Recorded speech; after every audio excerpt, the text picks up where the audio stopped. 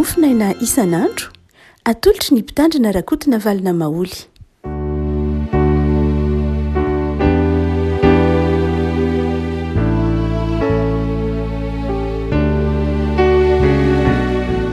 ravantsika rehetra rehefa malalatra ty sabotsy fahafolo ny volana desambra ity ny pelikopa voalahatra mofina iny rehefa malala dia ny tantara faharotoko faharoa amby telopolo. Tantara faharotoko faharoa amby telopolo ny andiny fahaenina ambin'ny folo ka hatramin'ny andiny fahatelo amby roapolo. Tantara faharotoko faharoa amby telopolo andiny enina ambin'ny folo ka hatramin'ny telo amby roapolo amin'ny anaran'i Jesosy. Ary ny mpanompo ny Sankeriba mbola niteny ratsy an'i Jehovah Andriamanitra sy Ezekia mpanompony, sady nanolo taratasy aiky an'i Jehovah Andriamanitra ny Israely sy hiteny ratsy azy ka nanao hoe tahaka ny tsy nahavonjeniko ny Andriamanitra ny firenena tany amin'ny tany hafa ny olony tamin'ny tanako no tsy ahavonjeny Andriamanitra Ezekia ny olony koa amin'ny tanako. Dia niantso tamin'ny feo mahery izy ka nanao teny jiosy teo anatrehan'ny mponina tany Jerosalema izay teny ambonin'ny manda ampitahorany sy ampangororony azy mba hahafahany ny tanàna. Ary Andriamanitra Jerosalema koa dia mba nolazainy toy ny filazany ireny Andriamanitra ny firenena tany amin'ny tany hafa ireny izay asan'ny tanany olona ihany. Ary noho izany dia nivavaka Ezekia mpanjaka sy Isaia mpaminany zanaky Amoza ka nitaraina tamin'ny lanitra, ary Jehovah naniraka anjely izay nandringana ny lehilahy mahery rehetra sy ny mpanapaka ary ny kamboty teo nitombon'ny mpanjaka ny Asiria ka dia lasa nody amin'ny kenatra Sankeriba. Ary no niditra tao an-tranon'ny Andriamanina izy dia namono azy tamin'ny sabatra ny zanany naterany. Toy izany no namonjeny Jehovah ny Ezekia sy ny mponina tany Jerosalema tamin'ny tanan'ny Sankeriba mpanjaka ny Asiria sy tamin'ny tanan'ny fahavalony rehetra. Eny niaro azy tamin'ny manodidina rehetra izy. Ary ny maro nitondra fanatitra ho an'i Jehovah tany Jerosalema sy zavatsoan'i Ezekia mpanjakan'ny Joda dia nalaza teo mason'ny firenena rehetra izy hatramin'izany. Dia masonao manao masinana ny fahamarinana teninao ny fahamarinana. Amen. Ny tantaran'ny nanafian'ny Asiriana ny Joda sy ny nandresen'ny Joda no asehon'ity tantara ity riavako. Any amin'ny bokin'ny Exodosy any toko 7:20 dia misy tenin'Andriamanitra manao hoe Jehovah hiado anareo fa ianareo kosa angina. Jehovah niado anareo fa ianareo kosa angina. Raha toa ka azavaina amin'ity tantara ity zany tenin'Andriamanitra any rehefa malala na ampiarina amin'ity tenin'Andriamanitra ity dia inona ilay hoe Andriamanitra miado antsika, ahoana ilay Andriamanitra miado antsika amin'ity bokin'ny Ezekia ity, na koa inona ny endrika isehony lay hoe mangina. Raha toa ka mijery tantara antsika dia i Sankeriba mpanjakan'ny Asiria dia nanao tsinitsinina ny Andriamanitra ny zanak'Israely. Nanao tsinitsinina ny Andriamanitra Joda satria mety ho nahazatra azy dia ny Andriamanitra ireo firenena rehetra izay nanodidina azy dia nodorany, nopotehany. Hoy ny filazan'ny bokin'ny mpanjaka tantara faharotoko faharoa amby telopolo andiny fahasivy ambin'ny folo manao hoe asan'ny tanan'ny olona ihany mantsy ireny Andriamanitra nivavahany ireny. Fa ny Andriamanitra ny Joda, ny Andriamanitra ny Israely kosa dia tsy asan'ny tanan'ny olombelona fa nahary tokotra aman-tanana ny olombelona. Dia eo rehefa malala no asehon'ny bokin'ny tantara fa ny Andriamanitra tompontsika dia Andriamanitra tsy azon'ny tanan'olombelona simbana, tsy azon'ny tanan'olombelona ravana, ary tsy takatry ny fahefan'ny olombelona. Na inona mety ho karazana fahefana na karazany herin'olombelona dia izao tsy mahatakatra an'Andriamanitra eny, tsy mahakasika an'Andriamanitra. Andriamanitra no mitondra ny tantara, Andriamanitra no mifehy izao rehetra izao. Noho izany dia eto amin'ity bokin'ny tantara ity dia tsinitsinina eo anatrehan'Andriamanitra ny fireharehan'ny olombelona na ny fizahozahoan'ny olombelona tahaka izay nataon'ny Sankeriba mpanjakan'ny Asiria. Fa zavatra roa no fahotan'ny Asirianina eto dia ny Sankeriba zany. Dia ny voalohany dia izao ny fanaovana ny tsirariny tamin'ny zanak'Israely. Fa ny faharoa dia izao fanaovana tsinitsinina mihitsy koa an'Andriamanitra izay ny tompon'ny zanak'Israely. Ary no iantony io mazava no nahatonga ny tompo izay niditra antsehatra. Afaka malala ao anatin'ny fiainana andavanandrotsika isika de mety ho tody zavatra tahaka zany, voaivaiva na atao tsinotsinona noho ny fivavahana zay inotsika noho ny Andriamanitra zay inotsika. Ndraindray ataon'ny olona tsinotsinona na esoan'ny olona no lay Andriamanitra inotsika. Tsy vitany hoe isika ihany indraindray no iaran'ny eso am'izay mety ho maha olombelona atsika, fa ndraindray ny eso sy ny latsa zay mianjady amitsika dia ateraky ny finoatsika, ateraky ny fanarahantsika n'Andriamanitra. Tsy tokony ho adonoina fa ny fivavahana voaenjika indrindra eto ambonin'ny tany de ny fivavahana kristianina. Ny fivavahana voaenjika indrindra am'izao andro taonjato ianantsika izao dia ny fivavahana kristianina. Tsy ny fivavahana silamo akory ny fivavahana voaenjika indrindra na maro-panenjika indrindra, fa ny fivavahana kristianina. Mora zavaina ny anton'izany ry havako malala. Mora zavaina ny anton'izany satria ny fivavahana kristianina dia fivavahana zay mampijoro ny fitiavana, manohitra ny tsirariny, manakina ny fanivaivana ny finoan'ny olona, manakina ny fanivaivana ny maha olona, tsy manaiky ny fanandevozana miseho ny endrika maro samihafa, tsy manaiky ny fanavahakavahana, mijoro amin'ny fahafahana. Zany ndraindray dia marina fa soatoavim-piarahamonina, saingy zao eken'ny kristianina fa soatoavina tsy mifanohitra amin'ny zoatra masina. Tsy gaga isika raha toa ka maro ireo any amin'ireo firenena maro no mbola betsaka ny kristianina no mitondra faisana ary betsaka ny toerana tsy azahoana lalana na manorina fiangonana io na mitory filazantsara io. Ny fivavahana voaenjika indrindra dia ny fivavahana kristianina. Nefa fantatsika fa ny fivavahana kristianina sanatria tsy hoe fireharehana fa efa nohamarininy ny tantara zany, fa ny fivavahana kristianina dia fivavahana zay tsy hoe nahatoy zao atsika toy zao ahoana moa isika zao, miaina ny fahafahana, miaina ny fandrosoana, miaina ny fifanakalozana, fivavahana zay nampivelatra ny maha olona. Ary dia eto ara mety ho iainan'ny kristianina maro any amin'ny toerana samihafa, izany hoe voaenjika na aratsiana noho ny fivavahana. Betsaka nefa rehefa malala ny kristianina na de eo ary zany karazam-panenjehana izany, betsaka ireo kristianina na de eo ary zany karazana fanenjehana, fangiry firiana izany dia betsaka ny mahajoro, betsaka ny mbola mahajoro tahaka an'izay nataony Ezekia sy Isaia eto. Mampahery avako malala atsika kristianina zay mety mbola mitondra ny sarotra noho ny finoana, noho ny fahamarinana, noho ny fitiavana an'Andriamanitra. Ao amin'ny taratasy nosoratan'i Paoly an'ny Koritianina de manazava Paoly indray maka manao hoe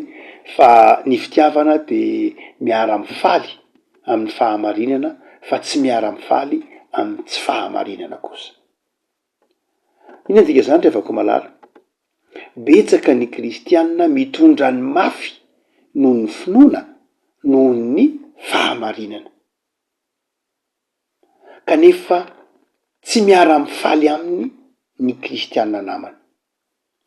Raha tena tia olona anankiray isika, raha tena mifankatia isika mpino, raha tena marina ny finoantsika de zao, raha tojo olona mijoro amin'ny finoana tahaka an'i Ezekia, tahaka an'i Isaia eto, mijoro amin'ny finoana, amin'ny fiazonana ny fahamarinana, na de mangiry firy reny olona ireny, de zao adiditsika ny miara-mifaly am'le fahamarinana. Fa ny mitranga indray de zao, betsaka ny olombelona miara-mifaly amin'ny tsy fahamarinana. Ny olona tena tianao, raha ohatra ka misy olona tena tianao na olona mifankatia aminao ka miaritra ny mafy noho ny fahamarinana dia tokony miara-mifaly aminy ianao. Fa ny mifanohitra an'izay no mitranga. Misy olona mety mirehare fatratra tahaka zay ataon'ny Sankeribeto, mety mirehare amin'ny lafiny ara-bola, mirehare amin'ny endrika ivelany, mirehare satria mety ho nangalatra de manam-bola mirehare satria mety mifetsy tahaka ny sankeriba de lasa nanam-bola mety miseho amin'ny endrika maro samihafa ny fomba ny tsy fahamarinany mba natonga azy ho amin'ny nahazo zavatra anankiray ohatra dia miara-mifaly aminy nefa ny olona ny fitiavana rehavako malala de tsy miara-mifaly mihitsy amin'ny tsy fahamarinana ary io anatin'ny tokantrano asa de zany a raha misy mpivady mifankaty de izao raha fantatry lay lehilahy na fantatry lay vehivavy fa miaritra mihitsy mety ho sahirana izy mivady a mety ho sahirana izy amin'ny fiainana mety ho tonitony mety ho tsy de manam-bola loatra mety ho tsy de afaka manao zay mety ho fanaony tsara babeny sany ny olona sasany aza angambany fa mandeha amin'ny fahamarinana kosa izy de izao miara-mifaly amin'izy ireny fa tsy ohatran'olo ndray na lehilahy na lay vehivavy no manao inona koa zay ianao jery ary ianao jerytsika mahantra jerytsika tsy manam-bola ny olona jery ireny misosa amin'ny fiarakodia tsarataresa ny sisa itsika jere ohatra zao de ndraindray mety ho fandatsatakaizay ny mpivady satria mety ho mandalo an'izany fahasahiranana zany izy nefa mandalo an'izany fahasahiranana zany izy noho ny fijoroany amin'ny fahamarinana de zao tokony ampahirezina tokony mifampahery hoe itsika nkena dia sahirana aza mety mandalo fahasahiranana mety tsy mitovy amin'ny olona rehetra koa ngambany mety ho tsotsotra ngambany fa izao mandeha amin'ny fahamarinana de mifampahery de adiditra lehilahy nampahery andra vehivavy tsika nge atao ahoana fa manana ny maha isika tsika manana dignité tsika tsy mangaratra tsika tsy mifetsy tsika tsy manararoatra ny olona mandeha amin'ny fahamarinana de miara-mifaly amin'ny mampahery le olona mandeha amin'ny fahamarinana miara-mifaly amin'ny fahamarinana fa nandray mety misy mpivady a sanatrengany tsy isy an'izany fa mety misy ho tsika teo nandray dia fantatry raha lehilahy zao fa mangalatra manodikodim-bola ny vadiny na fantatry raha vehivavy keo fa manao an'izany ny vadiny fa izao miara-mifaly aminy izy nefa lazainy fa tian'ilay olona tsy tianao le olona raha ohatra ka fantatrao zao fa manao ny tsy marina izy nefa mbola miara-mifaly aminy ihany ianao fantatrao zao fa efa tsy mety ny ataony a nefa milaza ianao fa tia azy nefa fantatrao zao fa mandeha amin'ny tsy fahamarinana izy de mbola miara-mifaly aminy ihany ianao de no zany dia tsy fitiavany zany io Paoly tsy fitiavany zany eto de zao misy mpanompon'Andriamanitra anankiroa Isaia sy Ezekia miaraka miaritra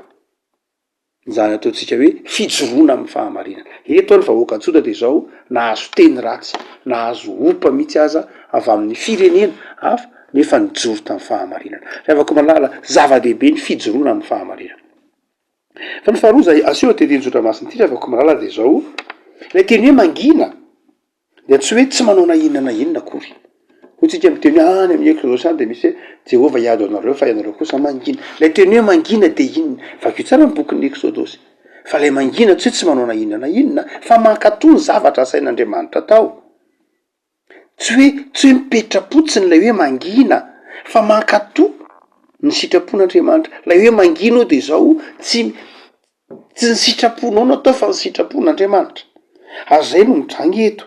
eto dia lay hoe mangina ny Ezekia sy mangina ny Isaia eto de zao ny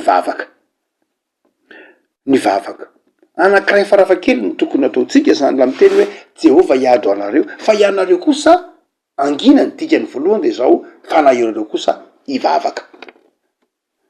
ny dikany hoe hiady anareo zany dia mivavaka ianareo araka ny andininy faharoapolo ary no zany de nivavaka Ezekia mpanjaka sy Isaia mpaminany zanaky Amozy ka nitaraina tamin'ny lanitra rehavako malala ny kristianina rehefa tondo zavatsarotra noho ny fakalana noho ny fijoroana amin'ny fahamarinana noho ny fijoroana amin'ny fitiavana de izao manana didy isika ny zavatra ataotsika de izao mivavaka fa tsy hoe tsy manao na inona akory tsy hoe dia le teny hoe miady Andriamanitra de ianareo mangina tsy hoe tsy manao na inona fa mivavaka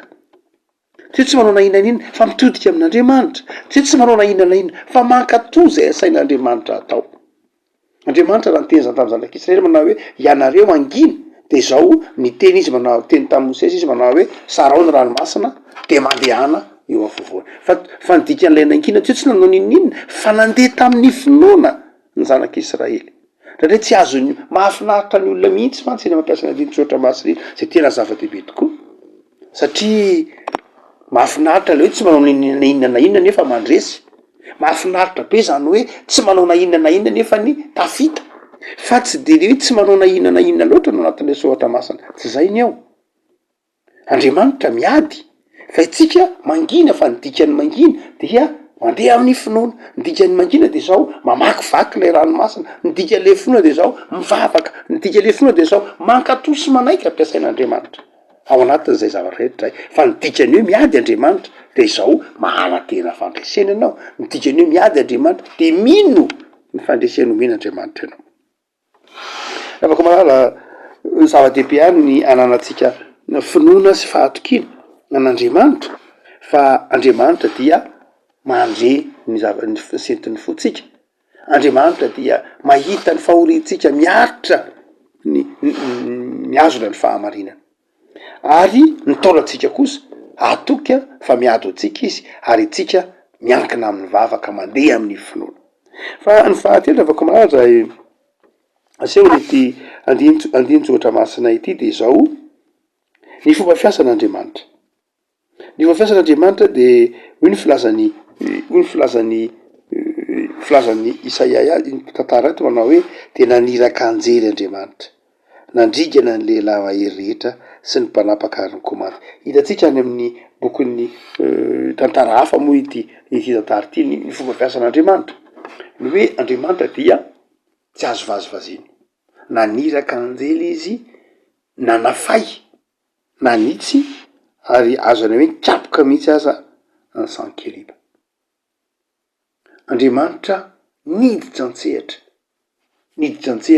tao aorianany vavaka zay nidika fahanginana, tao aorianany vavaka nataony Ezekia mpanjaka.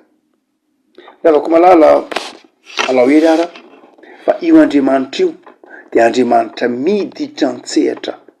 ao anatin'ny zavatra zay hitaraina atsika. Andriamanitra miditra, tsy mpitaza-potsiny Andriamanitra. Hoy ny filazan'ny tantara faharoa hoe tena niraka anjely Andriamanitra. Impiry moa Andriamanitra ny tsy niditra an-tsehatra. Andraraiky hitatsika ny afianatsika isan'andro eny, misy anjely irahan'Andriamanitra mamonjy atsika ao anatin'ny ady sarotra. Raha mitenitsika eto hoe anjely de aza mieritreritra hoe lay mponiny lanitra, fa ny anjely resanao de zao, ny anjely resanao mazava ho azy le mponiny lanitra, fa ny anjely de voarin'Andriamanitra ihany. Ny anjely any dia voary tahaka ny olombelona ihany, ny olombelona dia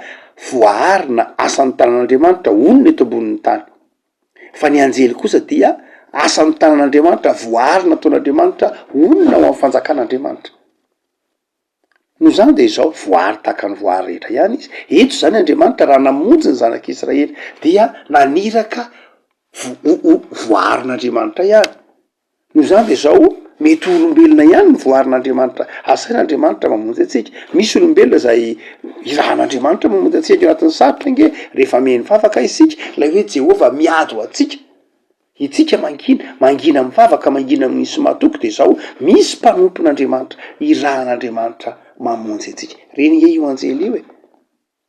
Raha nge tsy hitatsika fa misy anjely matetika irahan'Andriamanitra. Marina fa mety olona be zao no hitanao. Fa ny tiany boky ny tantara resana de zao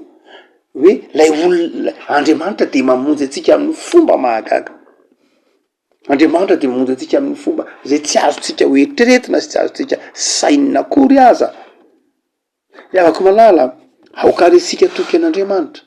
Atoky an'Andriamanitra amin'ny lafiny hoe io Andriamanitra io ny tompon'izao rehetra zao. Ary aokaitsika hisotra an'Andriamanitra fa Andriamanitra dia maniraka olona mandrakariva, mampiasa ny asan'ny tanany ho famonjena atsika. Raha miorina tsara isika, raha mitoetra tsara amin'ny finoana isika, dia ahita zava-mahagaga. Inona ny zava-mahagaga? Nafa ny faneken'Andriamanitra iara-miasa amin'ny voariny, amin'ny famonjena atsika, zany zava-mahagaga. Itsika mandro matetika miandry mirakina hoe zavatra tsy pitranga fa eny tsy pitranga lay tantara eto, fa voarin'Andriamanitra ihany nge ny anjely. No zany de zao mety misy be de be ampiasain'Andriamanitra mahafonjy atsika. Mety ao anatin'ny valanaretina tsika no anatin'ny retina de zao ny dokotera nke voarin'Andriamanitra, mety tahaky ny anjely na ampiasain'Andriamanitra na sitrana. Maninona moa? Nahoana moa tsy hisoranao an'Andriamanitra rehefa sitrana ianao? fa nahoana no tsy maintsy hijanona amy hoe ny olombelona nanazitra nahoana rehefa ohatra ka ao anatin'ny fahampiretany ianao ka misy zavatra mahatery ianao ilainao ka misy olona irahan'andriamanitra mamonjy ianao nahoana no tsoandriamanitra nisaorana fa nahoana ilay olombelona ihany no ho hita zay tokony isoana aloha mazava ho azy tokony akasitrahana izy ireny fa misy fotoana tena ampiasain'andriamanitra izy ireny fa tsy hitantsika mihitsy andriamanitra indraindray fa lay olombelona na lay asan'ny tanan'andriamanitra no hitantsika lay anjely zany fa tsy hitantsika ilay naniraka lay anjely lay olona hitantsika lay famonjena hitantsika fa tsy hitantsika ary tsy isaorantsika lay naniraka lay olona namonjy antsika de andriamanitra mivavaka isika mivavaka andriamanitra de misy zavatra ampiasain'andriamanitra mamonjy antsika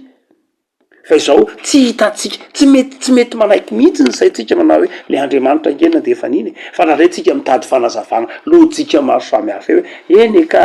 misaotra aloha za fa de hita nisy olona mba nahita nisy any namboatra zao mba nitranga fa tsy voatenintsika mihitsy ny hoe andriamanitra naniraka sy nampiasa andrenydrehetr'ireny ny fahaizantsika misaotra n'andriamanitra amina zavatra madinika tahak'ireny no mahamarina ny tenin'ny tompo Jesosy manao hoe izay mahatoky amin'ny kely no manapaka amin'ny be izany hoe zay mahay misaotra amin'ny kely no mahay mahay mitantana sy ny mbola mahay mandray ny be ataonao ahoana no ho fitantana ny be raha tsy hainao akory ny fitantana ny kely ataon'andriamanitra ahoana no anomenao zavatra lehibe raha tsy hainao akory ny makasitraka azy amin'ny kely zany rehefa malala mahaiza makasitraka amin'ny kely lay zavatra omen'andriamanitra de izao tsy voatery ho tanan'andriamanitra milatsaka be avy any an-tanitra nge tsy voatery ho tanan'andriamanitra mipotra avy any anaty tany nge fa ny zava-boarin'andriamanitra no ampiasain'andriamanitra mba hamonjenantsika voarin'andriamanitra tahaka ny anjely tsy ny anjely ihany ny voarin'andriamanitra fa zao rehetra zao de reny rehetra no ampiasain'andriamanitra mamonjy antsika saingy zao no mampalahelo rehefa malala tsy mba hitatsika mihitsy zany andriamanitra zany tsy isaorantsika tsy akasitrahantsika akory rehefa malala engany am'izao taona amin'ny farany zao aisotra n'andriamanitra ianao tao anatin'izay taona no vakivakiana izay betsaka ake ny zavatsarotra nitranga tamin'ity taona ty betsaka ake ny zava-manahirany niakatra ake ny vidim-piainany niakatra ake ny toejava be de be kanefa mbola toy izao ihany ianao mbola toy izao ihany de aoka ho mahatoky ry havana mba haisotra n'andriamanitra ho mahatoky amin'ny kely haisotra n'andriamanitra fa tsy hanakatra ny tsotakatra mandrakarivo hoe any za tompo tsy momenao andry nahoana nohatran'izao tsy mahatoky amin'ny kely ianao zany ary raha tsy mahatoky amin'ny kely ianao de atao ahoana no mpanapaka ambe no zany de mahaiza mankasitraka inona ny tsy omen'andriamanitra anao rehefa mahatoky amin'ny kely de omeny ny tompo anao be de be